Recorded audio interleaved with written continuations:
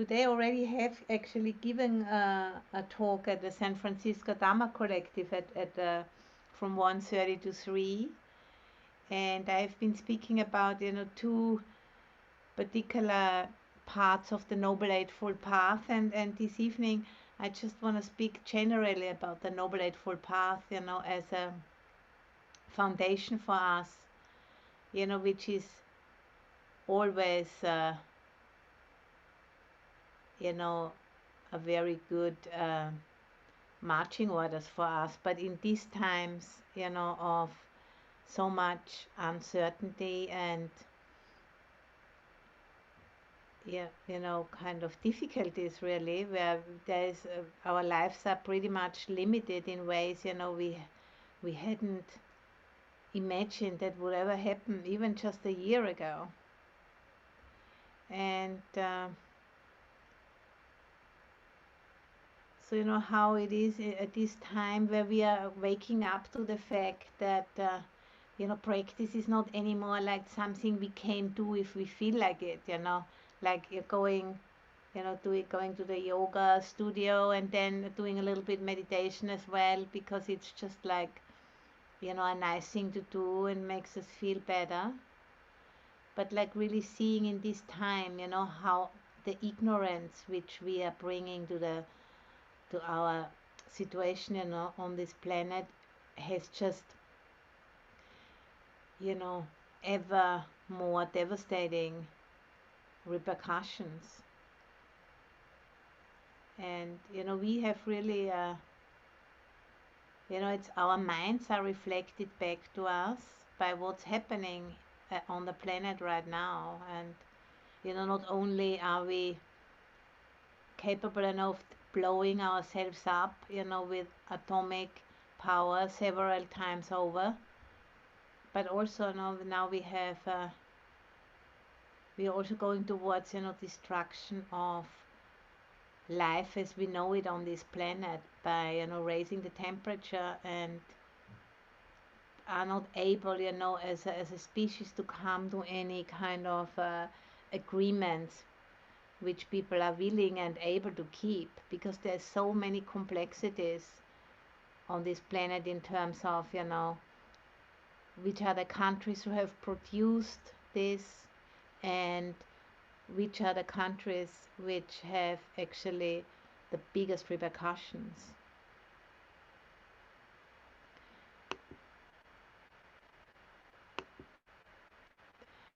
So this evening, I wanted to speak about how we can, use the practice to live in the middle of all of this huge chaos, which is becoming more and more apparent, and at the same time, not, losing our marbles, not losing faith in the process, because I have no doubt that there's something going on, which is leading us in the right direction. But sometimes, circumstances are getting extremely tenuous, and this is, I think, that has always been that way. But through modern technology and, the increasing population on this planet, there is just like displays itself in a different way than before.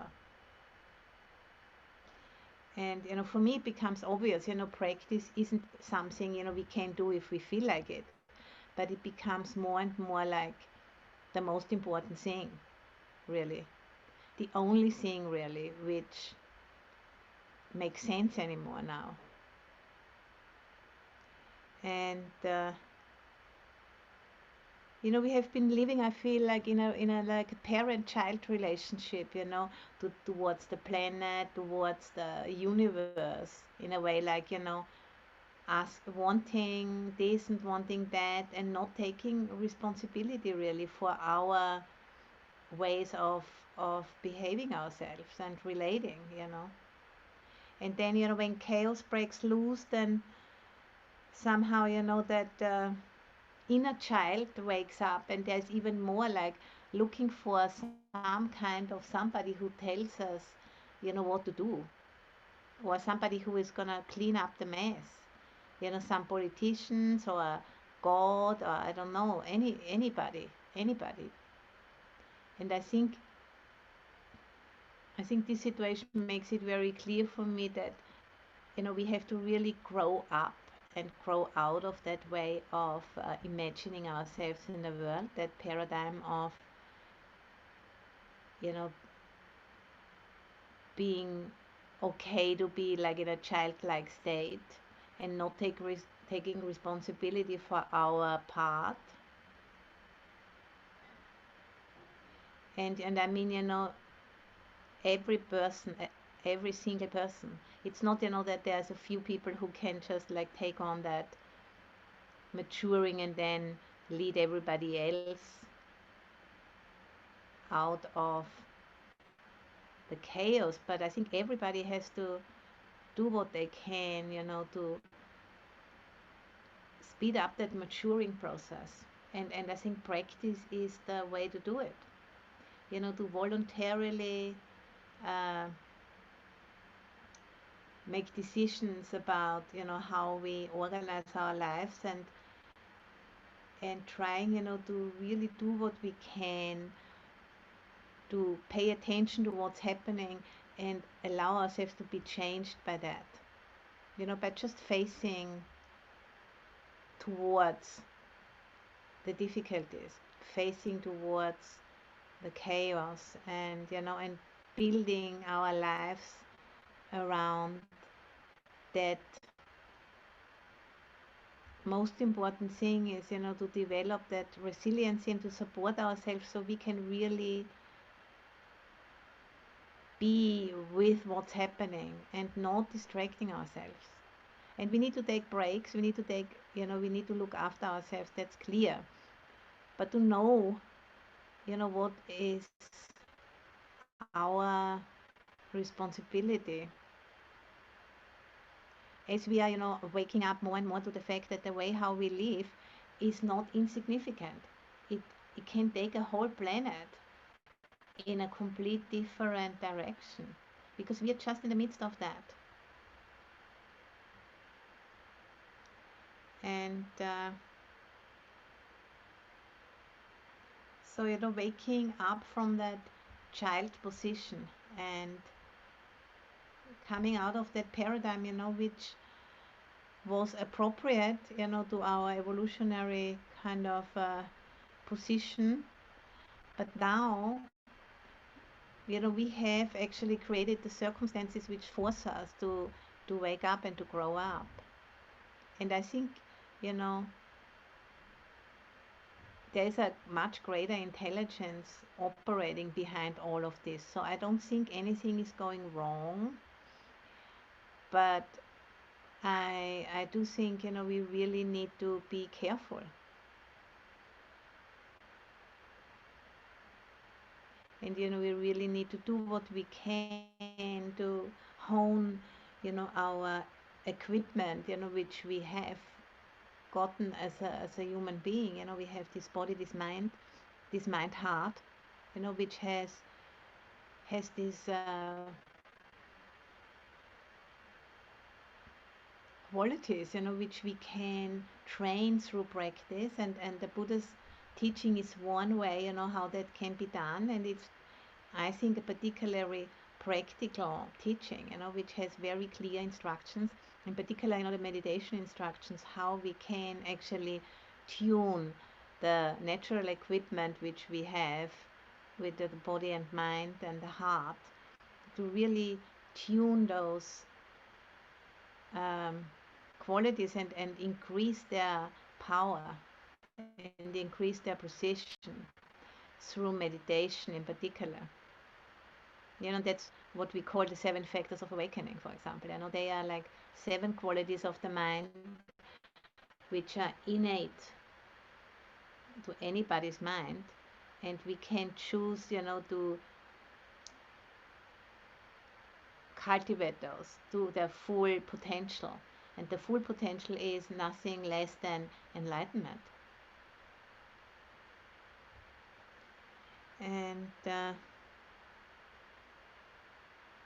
the Noble Eightfold Path is this ancient path which the Buddha Shakyamuni has rediscovered like about 2,600 years ago when he realized, full enlightenment. And, he hasn't invented this path, but he has rediscovered it. And, it's basically one way how the cosmic law, can be explained. And the Buddha has, called that the Noble Eightfold Path, and it's a universal law how things work, And I'd like to read you a quote from the Samyutta Nikaya, which is very beautiful, and it's called the sutta is called the City.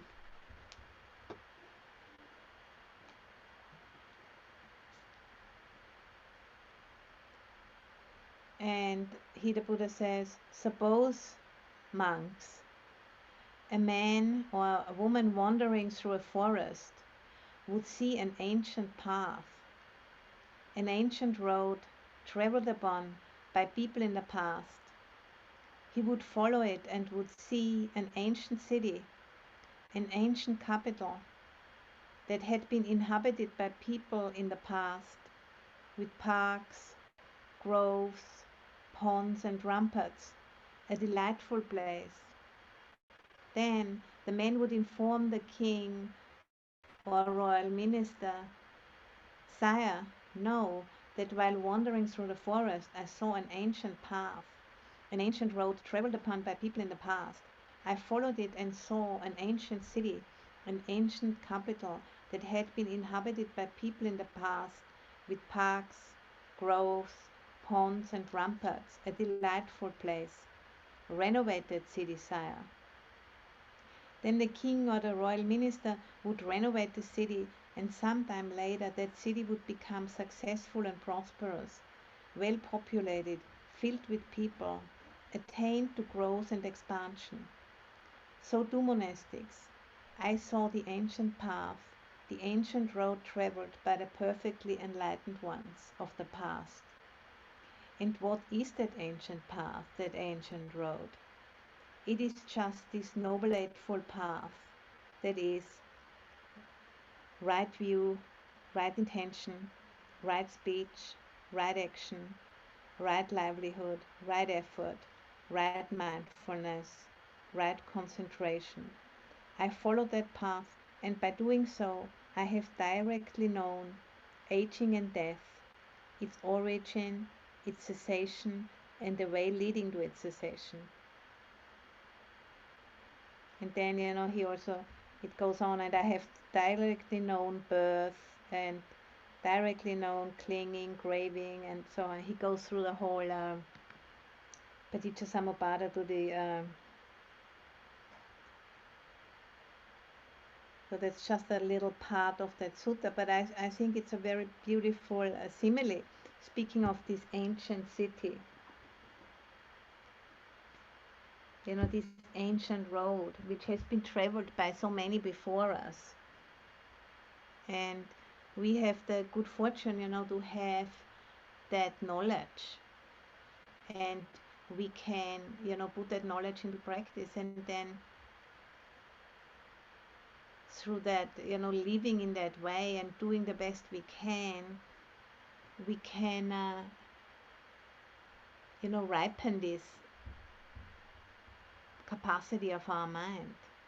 And the Noble Eightfold Path is not just an ethical path, but it's a mind cultivation path, which is based on the 5 precepts as a minimum, and it's often described as a very short, in a nutshell, it's spoken about: avoid what is unskillful, do what is good, and purify the mind. That's the Ovada Padimokkha, which is like the short version, and it speaks about, first we need to abstain from unwholesome things. And then after that has been done, the next part is to cultivate the wholesome. And then if that is done, it will ripen in letting go. Letting go of ignorance, really. And and we can see how necessary that is right now, as we can really see how this ignorance is having huge repercussions. Because the way how we are living is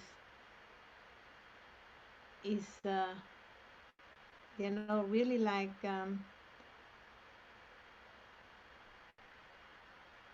very much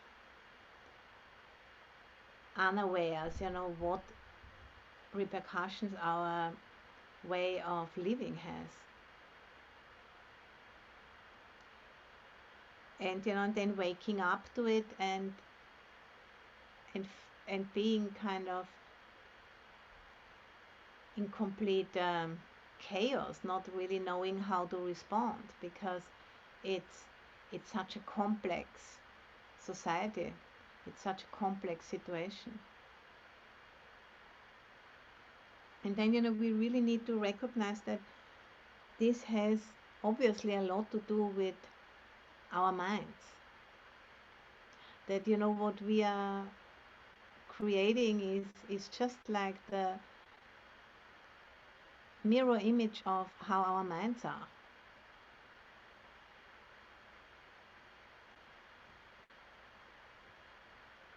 And how important it is, that we are taking advantage of this opportunity of the Noble Eightfold Path.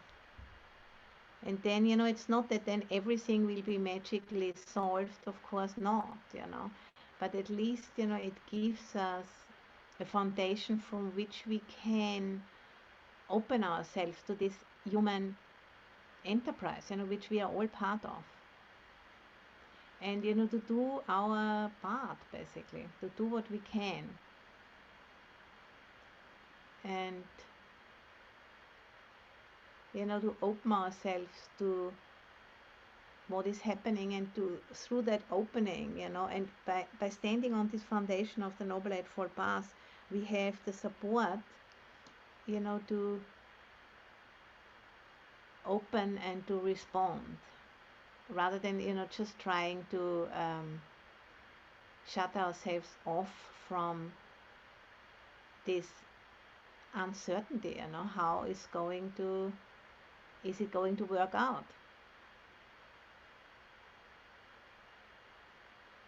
But just rather, really kind of participate in that process, which is like, an evolutionary and a spiritual process, happening at the same time.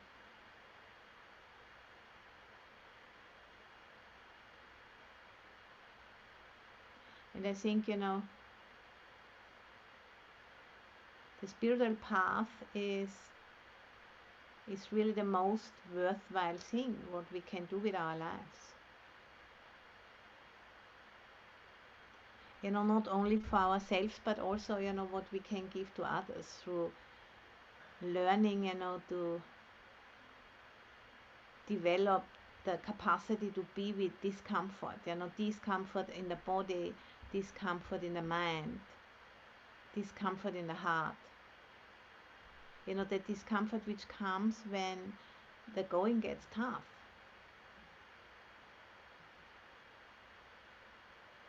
And I think at this time, this is really the core competency we have to develop, that tolerance, for being in this time where we are transitioning from an old world view, where we are seeing ourselves like as spoiled children who try to get everything they want from their parents and not wanting to take any responsibility, growing out of that into a different way of being in the world.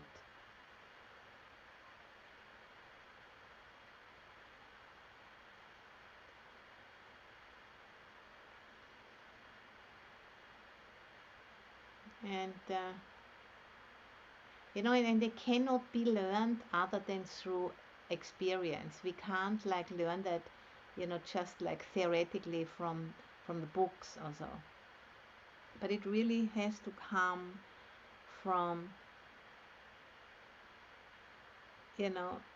enacting what we know to be true. Being motivated by compassion for all beings, we are sharing this planet with. And I think, that is how it always is going to be. That's how wisdom is cultivated.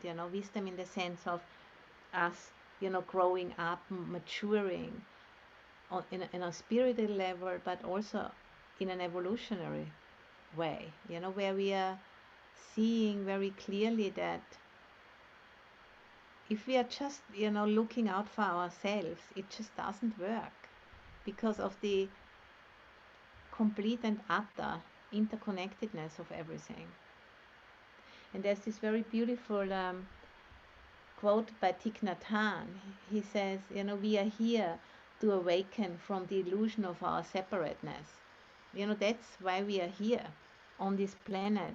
We are not here to just, enjoy ourselves and get what we want, but we are here to wake up from the illusion of our separateness. Or you can also call that, to wake up to the fact of everything is empty of separate core. Everything doesn't exist from its own side, but everything is a process. Our bodies and everything, all phenomena are processes.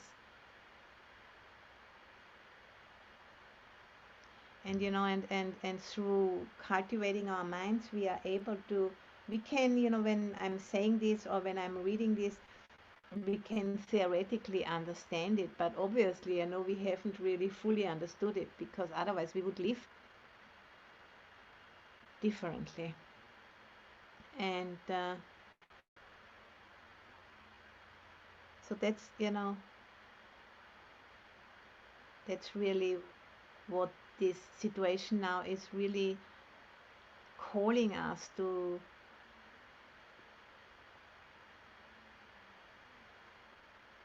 take on that duty, really, to realize more fully our potential.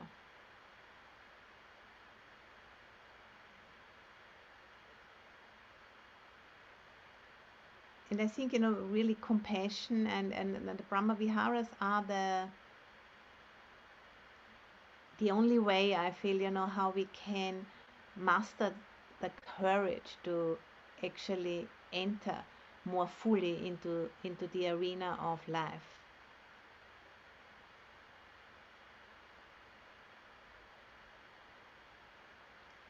And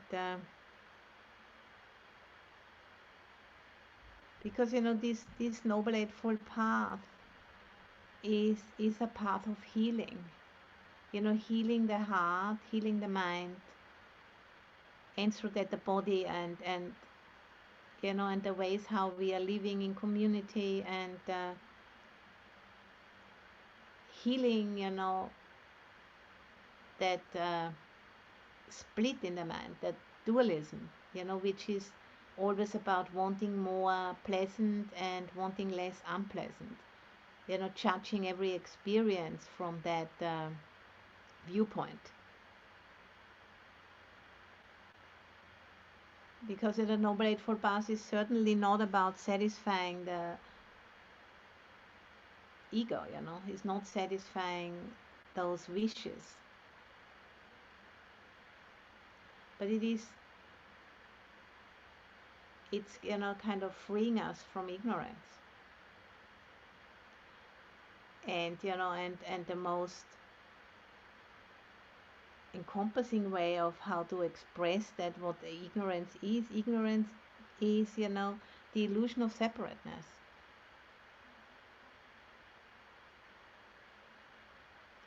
And we are seeing, in this time that this illusion of separateness is now getting to the point that is going to, really kill us as a species. Because it's said, by the end of this century, um, temperatures will have risen to a degree that it's going to be increasingly impossible to exist in quite a few places on this planet, which will wreak a lot of havoc, of course.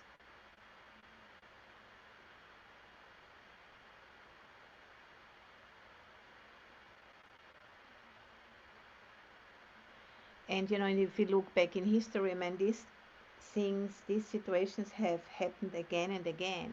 That, but because there were less people living on the planet, it was less.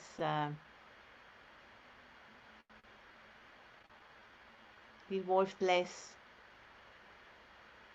death, I suppose, than what we are looking towards.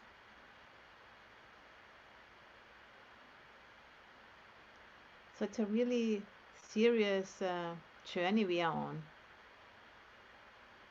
But we do have this Noble Eightfold Path, this ancient road, which has been traveled on, by many, many realized beings before us. And we have the instructions, we have the equipment, we have everything needed,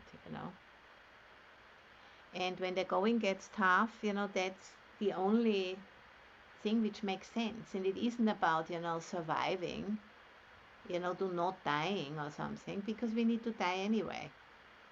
But it's about, dying well and doing the best we can for the time we are still around, and cultivating those factors of enlightenment, to,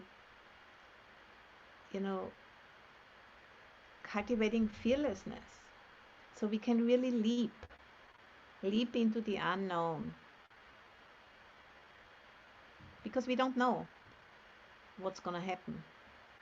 And I think it's much better to just be with the not knowing than to, because there's so many different theories of what is going to happen. And I think it's very important to keep an open mind and to really practice, the Noble Eightfold Path, which is certainly not rocket science,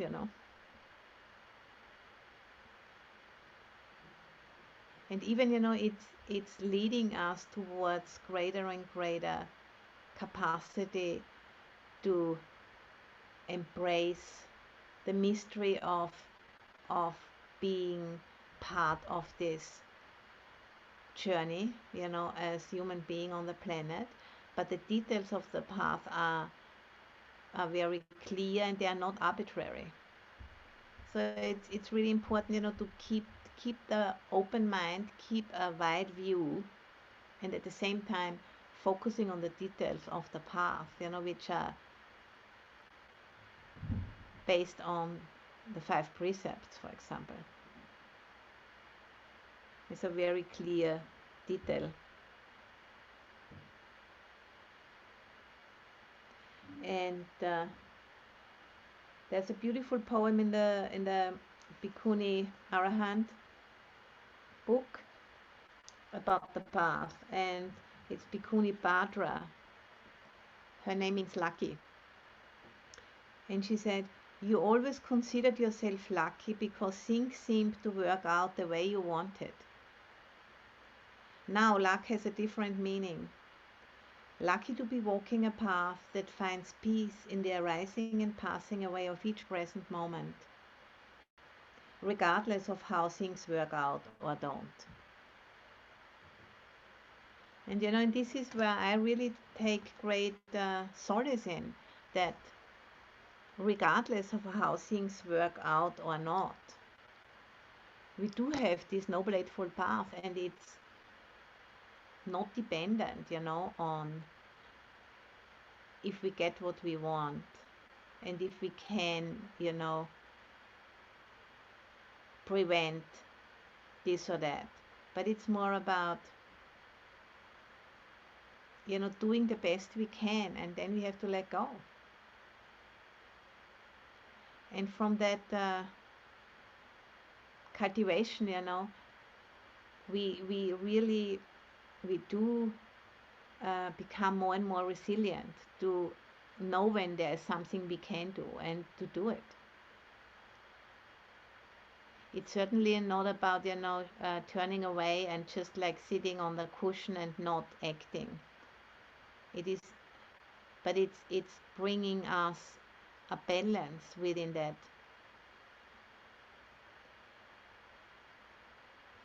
And there's this story which I have told, probably a few times already in the past, but I want to share it again because I really like it, and I haven't shared it for quite some time now, so I think I can pull it out again. There's the story of this old, the old farmer who has only one horse in order, to kind of plow his fields. And one day the horse runs away.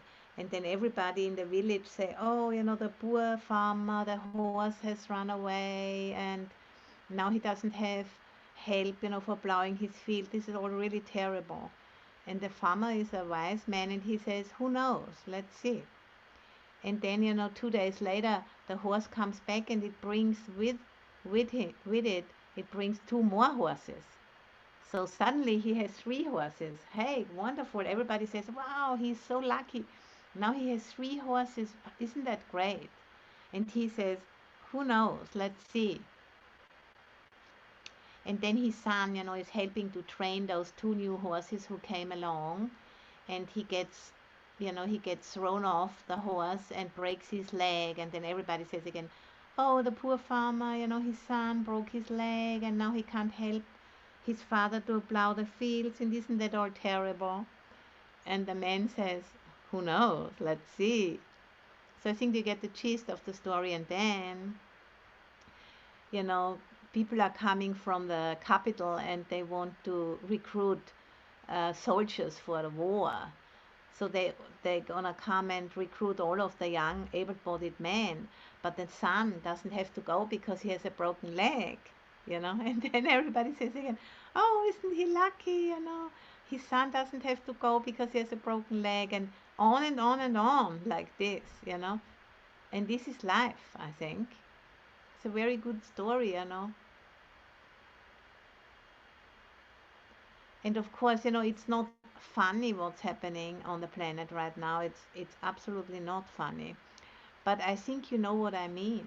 Sometimes we have to go through very, very narrow passageways in order to be squeezed enough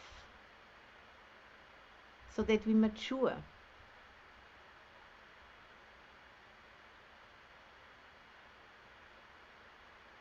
Because it's a mysterious universe.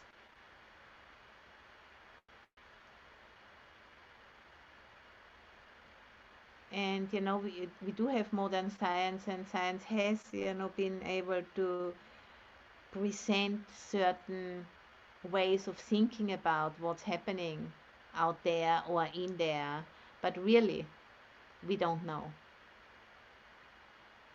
We don't know what this is all about. But we do know, that actions with intention have repercussions, they have results, the law of karma. And we do know, that life doesn't end with death, but death is only the opposite of birth.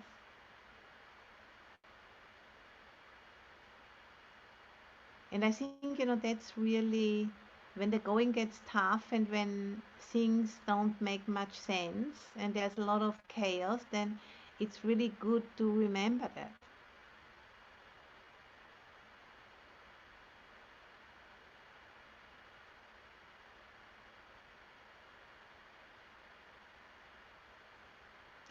And this, I'm reading it again.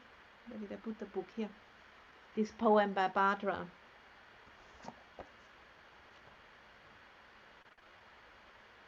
Lucky to be walking a path that finds peace in the arising and passing away of each present moment, regardless of how things work out or don't.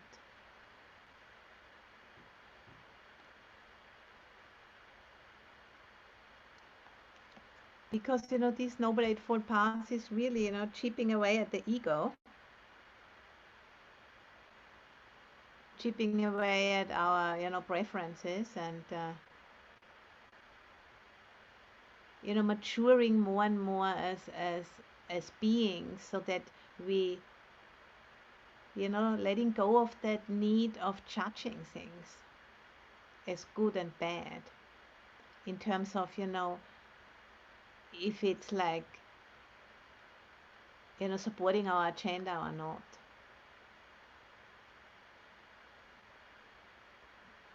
But we do know, from the Noble Eightfold Path, we know what's wholesome and what's unwholesome. And I think this is what we have to focus on, in our minds, in our speech, in our action. This is what we can focus on. And we can start wherever we are, We can start every time we sleep, we can start again.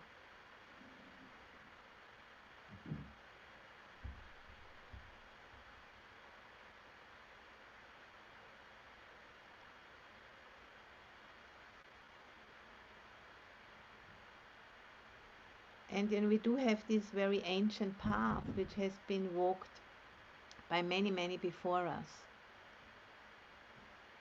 And I think it's a great good fortune, in the midst of the storm, we do have that clarity, and we can come back to that clarity again and again. And and now it's, the most important thing is to really gain as much as possible, familiarize ourselves with it, so that, even when we are really challenged, we can remember, and we can keep our hearts open.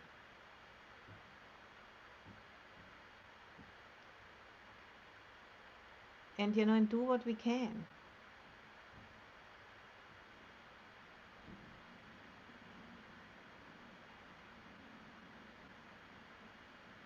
And trusting the process.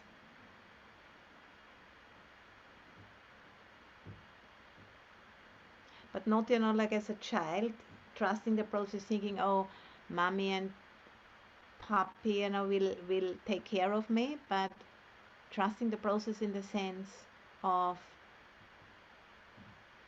there are laws of nature operating, and, the action with intention bears fruit.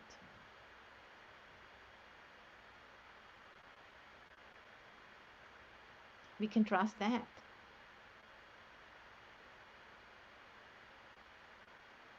And we can trust, in the meditation instructions, that we can learn, how to become conscious of how our mind works. And there are, instructions how we can cultivate, and we can, bring that mind stream in the right direction. That's we can do.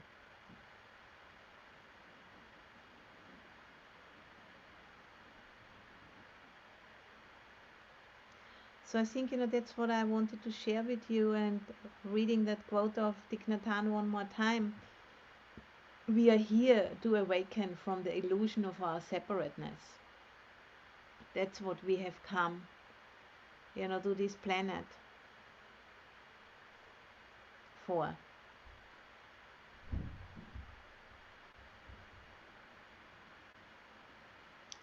So, I like to stop here, and then we have like another 10 minutes or so if anyone of you maybe wants to make a comment or maybe have a question.